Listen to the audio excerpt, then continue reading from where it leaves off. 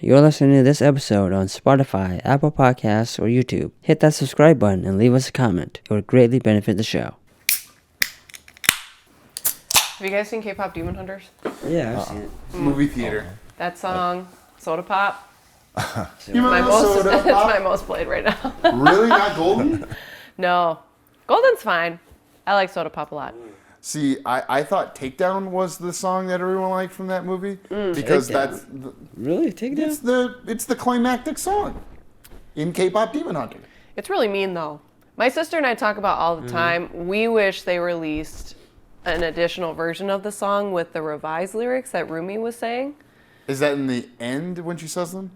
She says them, it's like kind of towards the end, I guess, middle end. It's like right before they... Get back together? It's before they even break up. It's like she's sitting on the bed by herself and she's running through the lyrics and she crosses out the mean part and she says, when your patterns start to show, I see the pain that lies below. And it's a little bit more understanding. And so Madeline and I really wish they released a version of that. And your sister's Madeline, not Madeline? Yes, only our family calls her Madeline. Everybody else calls her Maddie. Oh. So don't call her Madeline. Yeah. I have an interest from maybe one of the Farxlings, but I'll never tell. We don't I'm Kyle Farx. If you know any other Kyles that look like this person right now, you're talking to a character named Kyle Farx in this. I see. And he has a wife named Mrs. Farx, and he has 2 children with her that I refer to as the Farxlings. I don't say their first names. You know what I like? That you explain this, but not telling our guests that we record the interview first. You're giving this away on the show? You're giving this away on the show? So we call you out on it, yeah. Welcome to Movie Vaders with the Farx Brothers. I'm Kyle. You're supposed to introduce this. Kirk, I'm yeah. Nick. Well, I'm not going to interrupt anybody. That's I know. Yeah. And We're talking about Ron's Gone Wrong. This is non-spoilers. we're here with, Oh, I'm sorry, Danna Gilbertson. and she is.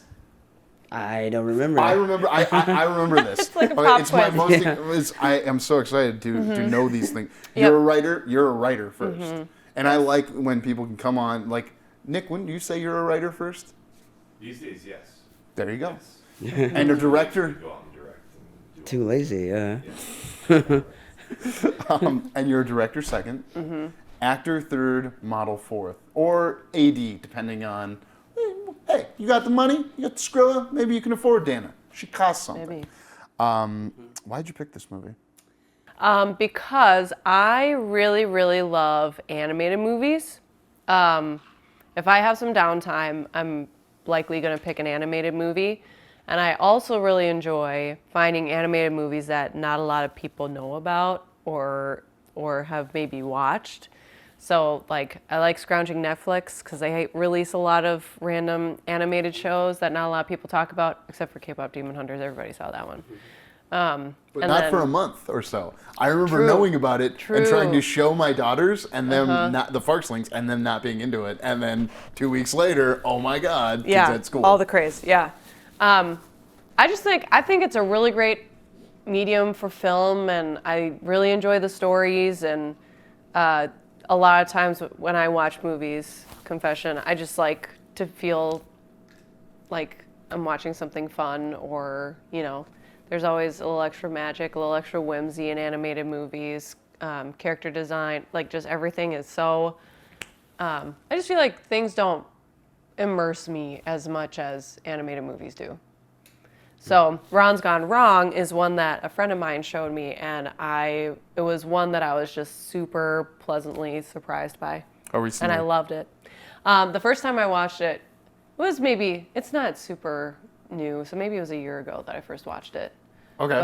But when you asked for a movie idea, I was like, what's an animated show that maybe not a lot of people know about? And that was the one I thought of, so. Yeah.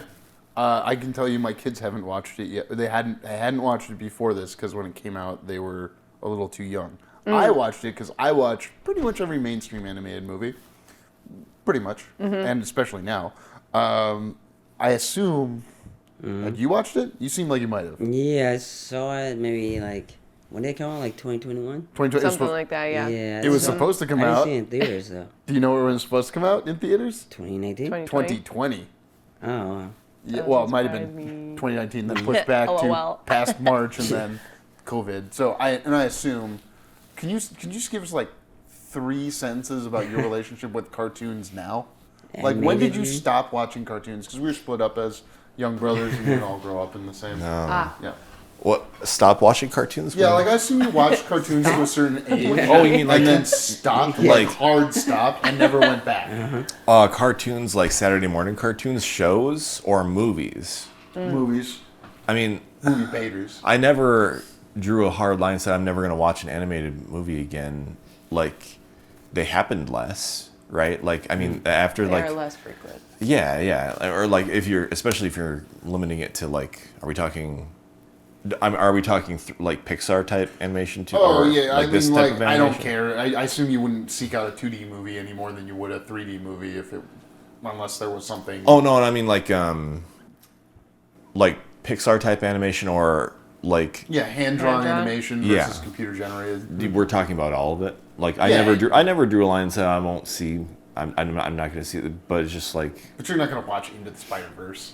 well, yeah, because I'm That not like a one's pretty Spider-Man. good. Yeah, I'm sure it's it's an innovative animated movie that Yeah. introduced the concept of the multiverse Uh-huh. in a way that, as any other thing across that, had done it as well as that maybe everything everywhere all at once. But that was a couple years later. That's my argument, Nick. Oh, But, okay. Yeah, I watched this because it was COVID times, and I might have even been laid up for this one. What was that? There was a sound that was out there. So I stopped myself from asking you, and I'm curious, we haven't baited enough yet, but do you use any AIs today in any aspect of your life? I do use a little bit, very sparingly. Which one? It's usually ChatGPT, where I work for a fundraising company. Yeah. We do fundraising for elementary schools, and there's a lot of emails that get sent and a lot of social media that we're supposed to generate. So I use ChatGPT from time to time just to kind of come up with templates for those things.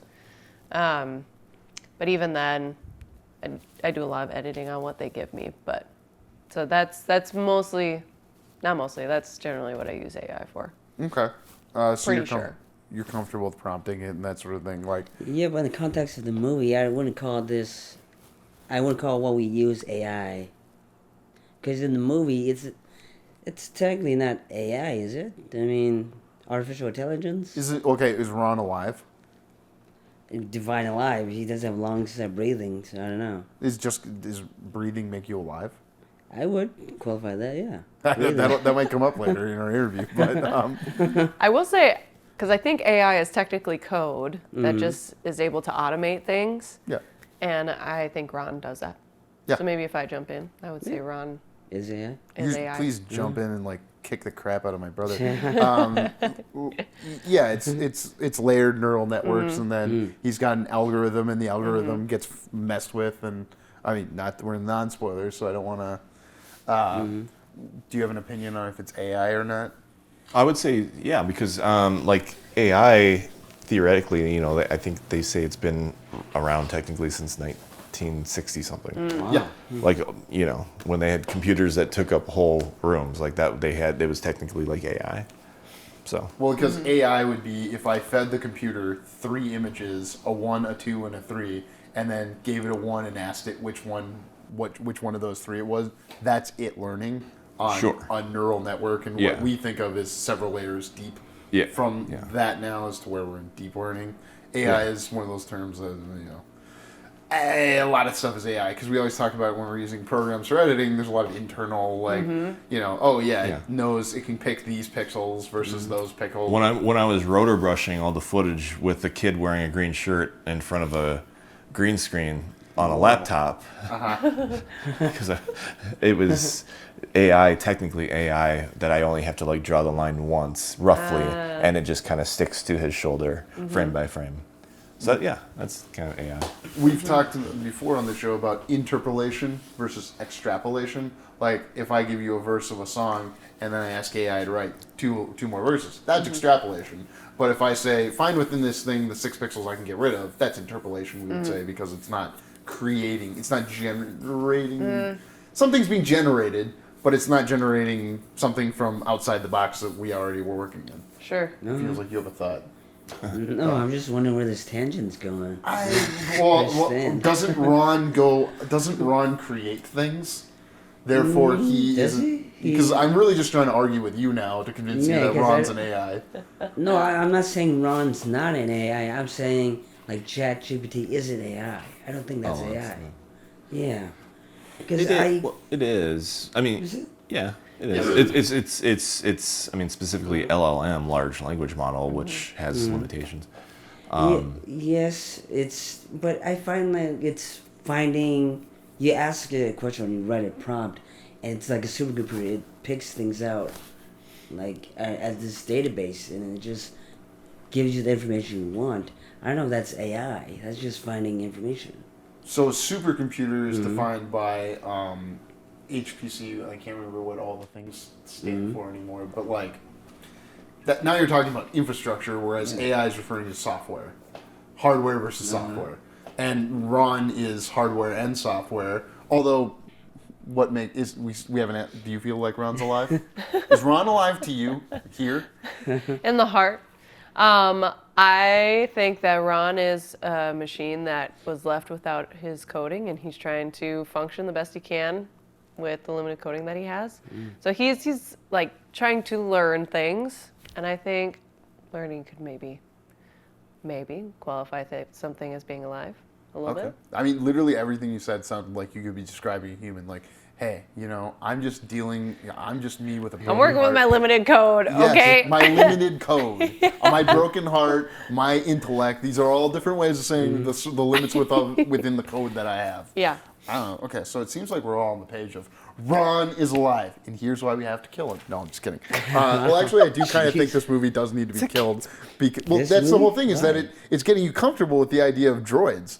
Like, okay, so we'll just, you'll walk around with a companion, and ideally, they would be as broken as humans are. I don't want to spoil the movie, but it does seem like that is its philosophy. I would probably agree a little bit. I think the philosophy, so like I would say we basically have Rons, they just don't roll around. And I think there's a really giant message around like, here are these really cool tools. It was made to do this function, but then when actually obtained by people to do that, then it's, instead of using it to connect, they use it to kind of isolate or do things that feel like they maybe connect you to people, but it's all through this device. And so I think the commentary might be more around like, these connect, but not as well as like these connect. And this can be a barrier rather than a tool, depending on how it's used. 50% of boys age 18 to 24, this is a popular statistic people are throwing out, have never asked out a girl in person. Wait, how many? What percent? 50% of males age 18 to 24 have never asked a woman out in person. My God, I was a wimp and I still did it. I know, but you're that very age. introverted. Yeah. And like it sounded like are the Rons of our world making us, Oh yeah, they don't know incapably how to- yeah. introverted in a way that's not functioning for propagation of a species. Just a thought. So Nope, that's real. You walked away with it with a positive. This was not dystopian to you. No. But I'm generally, I don't know, pretty optimistic minded, and it's an animated movie, so I don't know. I like to see animated movies as possibly having insidious messages, and I guess All right. this movie It's like kind of depressing. 100%. So Okay. you want a crazy one? Yeah, go ahead. My dad's barber. was, Okay. he'd give you alcohol when you went to get your haircut. He cut my mohawk for me senior year when I was hosting a Battle of the Bands, and Brian the barber. And he gave my dad a VHS once of like conspiracy. It was like a 9/11 truther video, and it had specifically the Buzz Lightyear 2D animated show in there as an example of how they were trying to get people comfortable with globalism and a galactic kind of like rulers, and they're gonna. And my dad and I both watched this, and we were like, Brian the barber is nuts. And Brian, you slayed, man. He told me exactly how many women he had gotten with when I was a young boy. But I mean, like before I was 18, he was like, "Yeah, now I'm married. I got all these video games in the back of my." How long was the video? What? How long was the It video? was like 30 minutes. Wow. And okay. he's like passing this around. Like, hey, just so you know, maybe it was an inside job. and the Buzz Lightyear cartoon. So, in honor of Brian the barber, I see insidious things in these movies. Well, and I mean, to that point, there are, you can get some really mature and like actual deep themes in animation. And sometimes animation might even serve that a little bit better. Especially, I can think of like older cartoons that are a little bit darker and just like talk about these like, kind of like, oh, this is a kid's movie Name type one. of situation. What are you thinking of? First one that comes to mind is Black Cauldron. Oh, yeah. And then there's also Rock-a-Doodle-Doo. Yes. Rock-a-Doodle-Doo was my favorite when I was like 7. Yeah, that one was crazy to watch as an adult. I was like, Wait, why?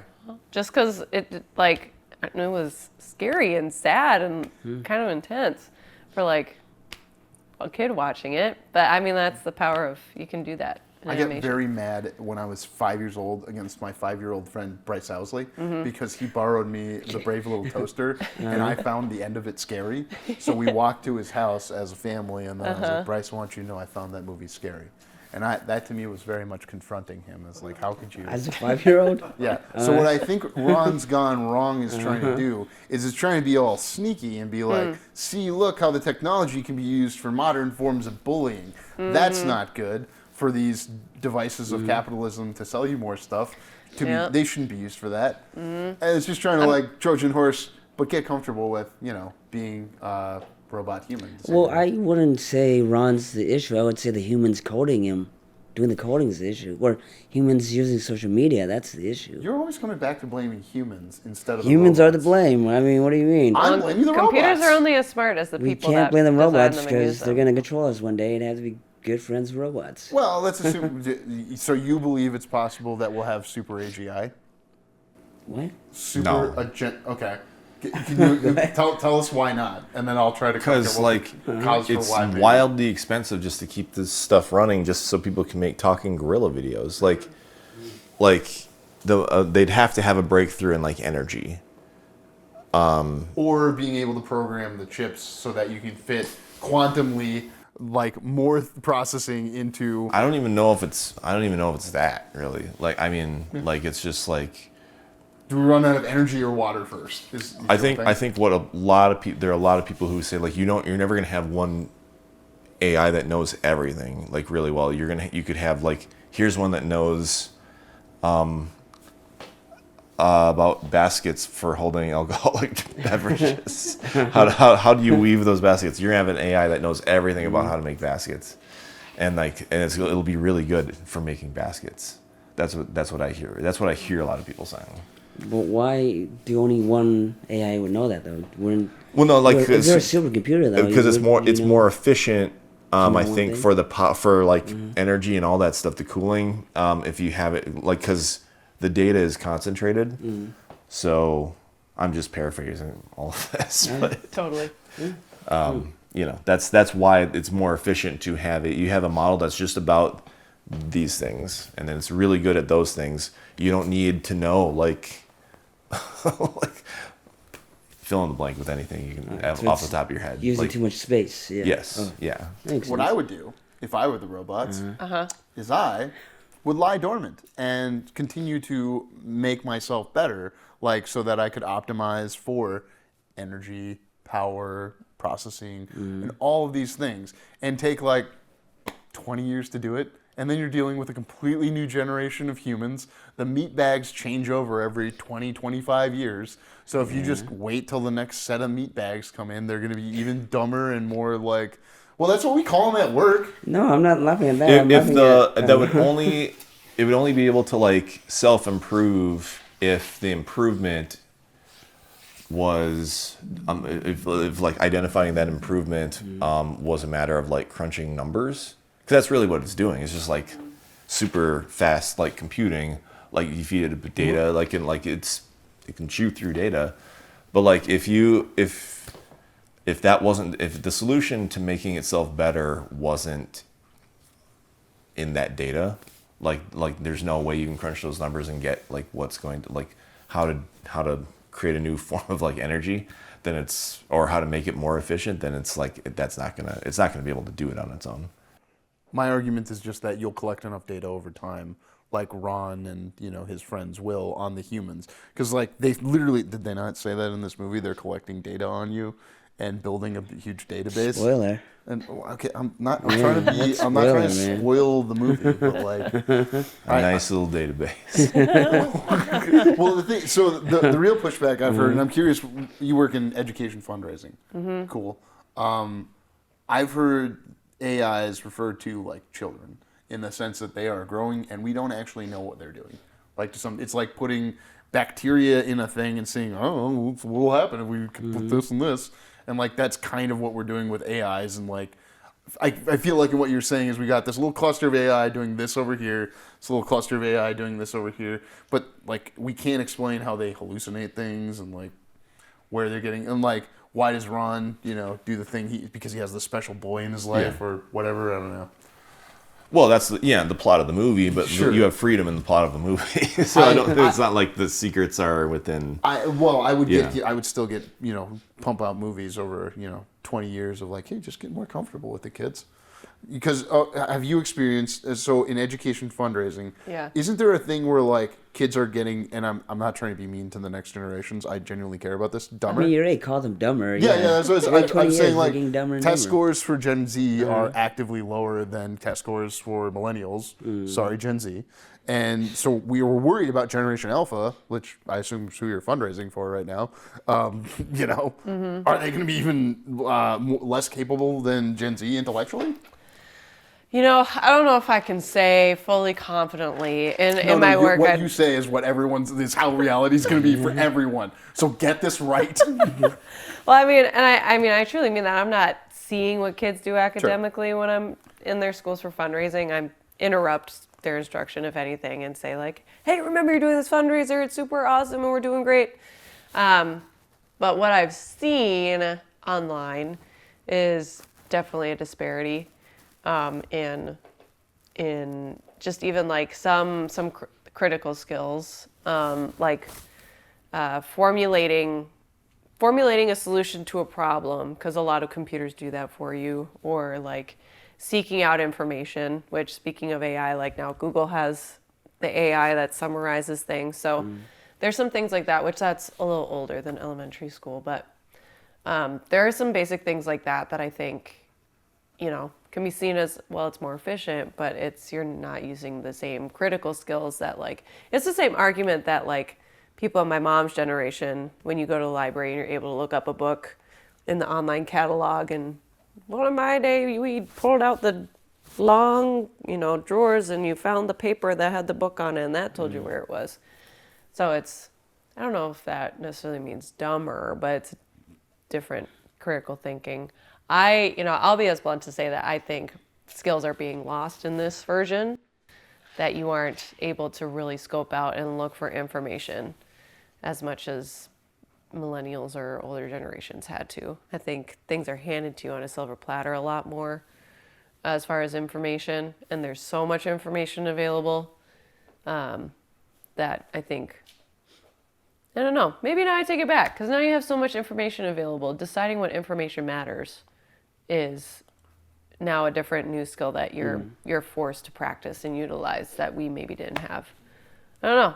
It's interesting. You just had to self-bait, which is very important. I did. Yeah, no, it's fun. I to switched watch. sides on myself. That's listen, I do it all the time, and it doesn't matter. They're ideas. I'm not married to them. I'm married to Mrs. Farx.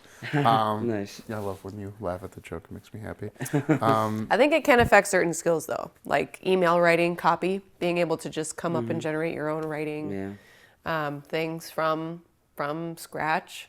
I feel like that doesn't happen as much anymore. You use something to give you a template or something like that, you know? Well, I make the AI email that I then send upon somebody that they then use the AI to summarize for them.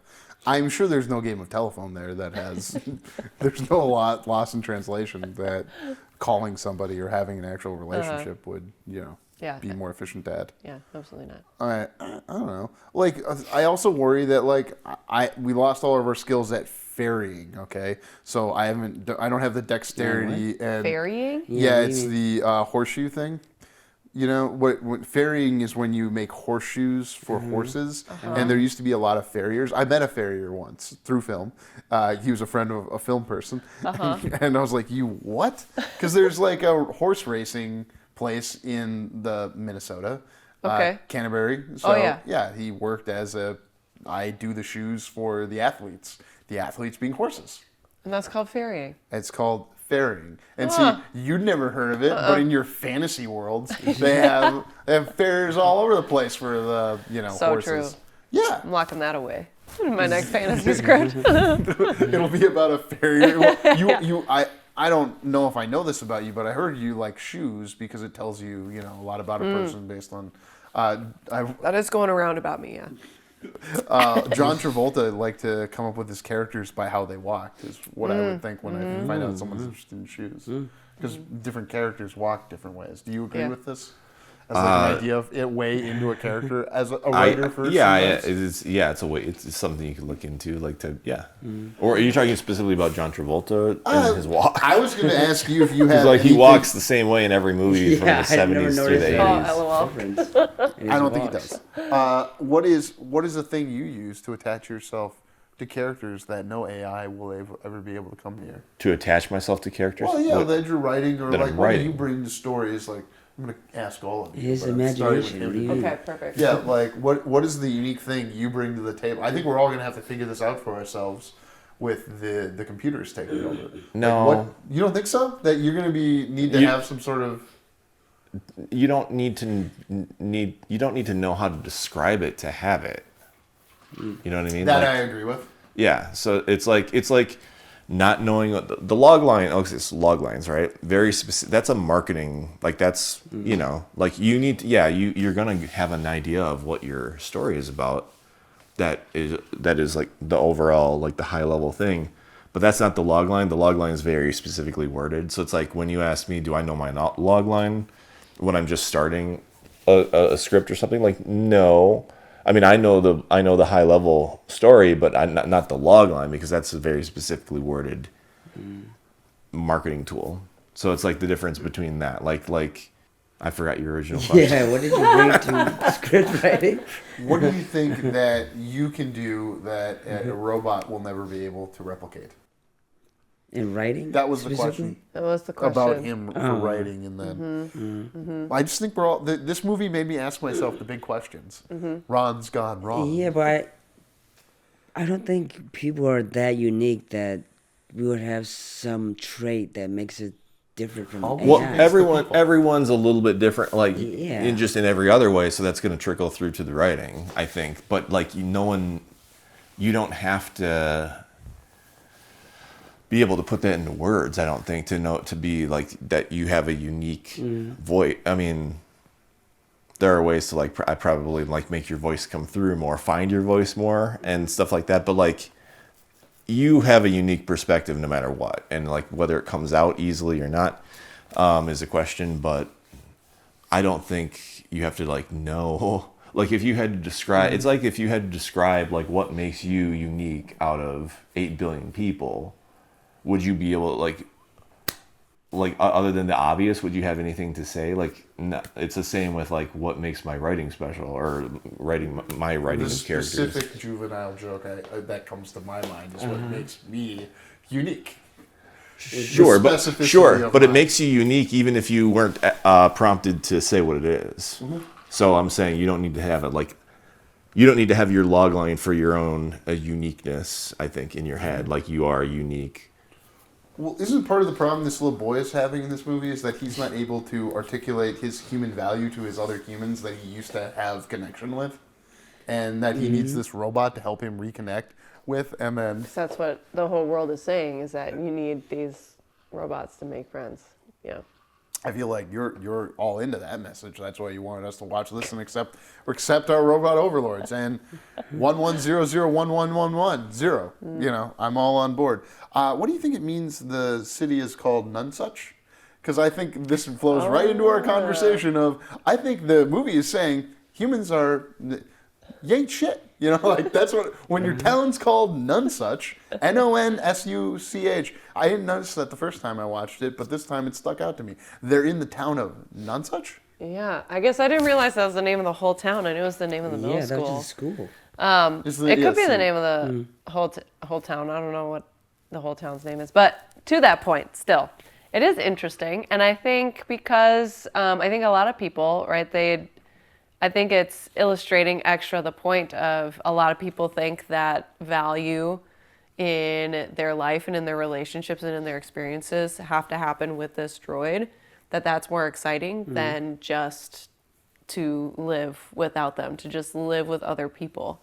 I think it's helping to create that dichotomy. You live in Nonesuch, where life is boring, people are boring, that like this is not ideal for it's just not exciting, versus you add these little droids now that can give you access to the internet, give you access to other people, film videos, play games, all that kind of stuff. Then you don't have to live in boring Nonesuch life anymore. Now you have this droid that does all the connecting for you. Kirk doesn't like that our protagonist has a family, and he No, I didn't say that. I said your question his is- family. I think his family is part of the problem because his immigrant family is to blame. I mean, his mother being dead is to blame. the catalyst that gives his friends to not be his friends anymore is when they set the house on fire, and you know his grandma feeds him weird food. I'm sorry, but the grandma's kind of the problem.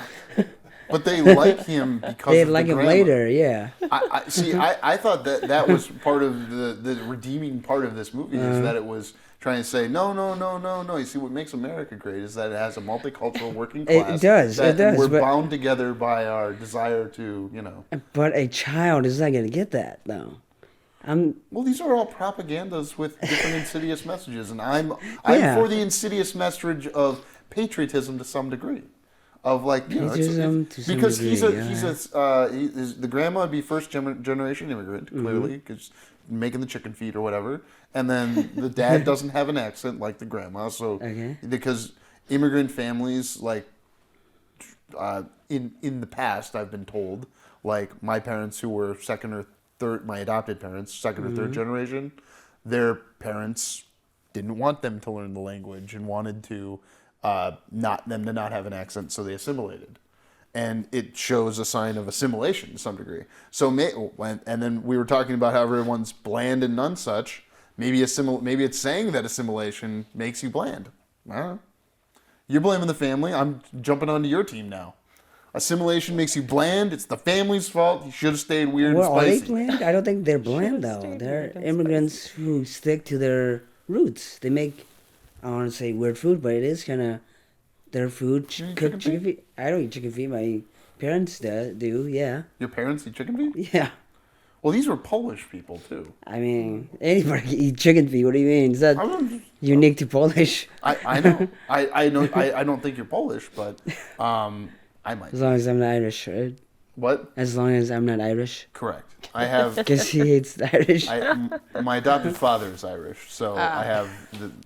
I don't like the Irish. Fair enough. It's not. It's completely unreasonable. Do you have But you thoughts still on? do it. Do you want to take a stance on? Is the family to blame? Do you blame your family for things in your life? I don't blame my family for things in my life. That's good. I mean, the family does play a large role because it's the reason why he doesn't have one, and it could be economic. You know, they talk about it all the time. They can't afford one, which, he does seem like the only boy in the school that doesn't have one. So then that's interesting and maybe saying something.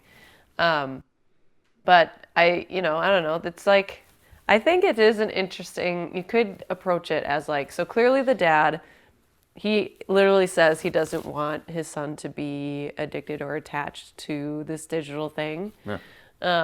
But it is something that everybody else has, and it does alienate the boy. And when they do get him one, he tries to get him one and it doesn't work as expected. So I don't know, the family's trying their best, but I think it can be an interesting topic of discussion of like, yes, we can definitely value not being tied or getting addicted to technology, but if you use that to swear off the technology completely, that maybe could be detrimental. You're against Luddites. Oh, people who don't use technology? You call them Luddites. Not Amish? Ludite. Have you ever heard of Luddite? No. Oh, yeah. Wow. I guess I won't go down my other topic of like, I wonder what Jonathan Haidt thought of this movie, the guy who wrote The Anxious Generation, which is about children addicted to technology and how it's hurting test scores and all that. Gotcha. Should we start the next segment where I complain about Zach Galifianakis because I am mad at him in movies? Is he in this movie? He's Ron. Oh, He's the voice of LOL. Ron. Yeah. Yeah, and he's because now when I hear him as a voices in movies, it affects me. But I guess we'll save that for spoilers. Yeah, all right. Let's show ready spoilers. See Sweet. you there. Thank you for listening. For more JK Productions, find us on Instagram at JK Productions Team and on Facebook, JK Productions MN.